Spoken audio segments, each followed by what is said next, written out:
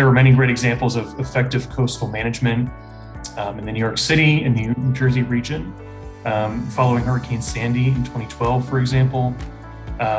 Unfortunately, in many cases, we are still feeling some of those impacts years later.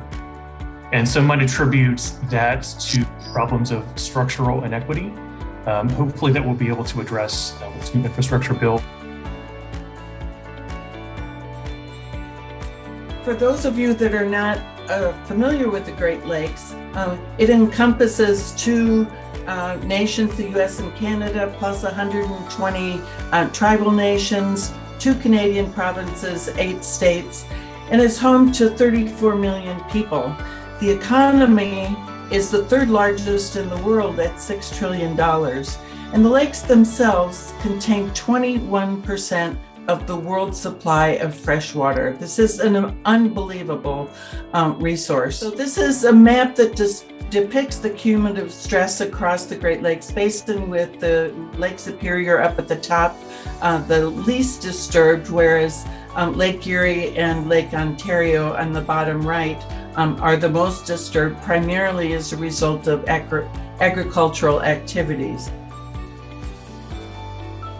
The majority of our economic drivers are things like recreation, fisheries, not just spring breakers. And so, the loss of water quality, the loss of seagrass habitat, the loss of coral reefs, and, potentially the ultimate collapse of our fisheries is a huge threat to us in South Florida from an economic perspective. So cleaning up the drinking water, cleaning up our water, our septic systems, restoring that infrastructure to minimize the amount of phosphorus and nitrogen that's going from our sewer systems into the bay is absolutely critical. Really, the big challenge that we've seen in the community is taking the next steps in terms of doing adaptation planning and then developing and tracking the measures and metrics to understand the outcomes, to understand what your return on investment actually was, to better inform the next set of investments, those types of challenges.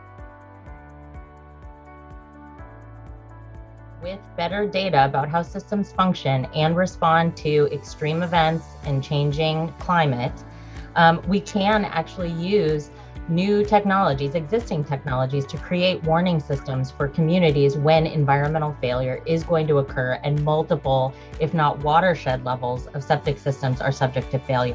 Always a political lens, and I believe that one way to address the politics is to build public support for these issues, and that can be done through very robust and continuous public engagement effort. When we think about building resilient communities, we almost immediately have to reframe the question from what is resilience to resilience for who?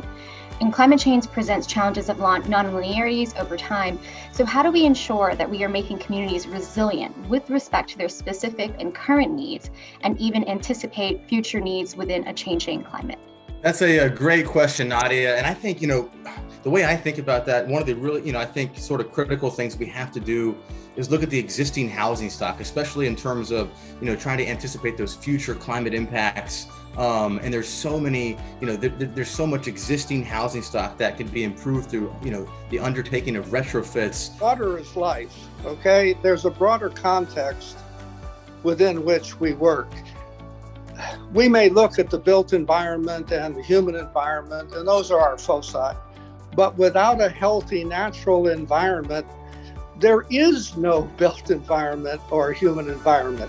It's the basis upon which we all proceed.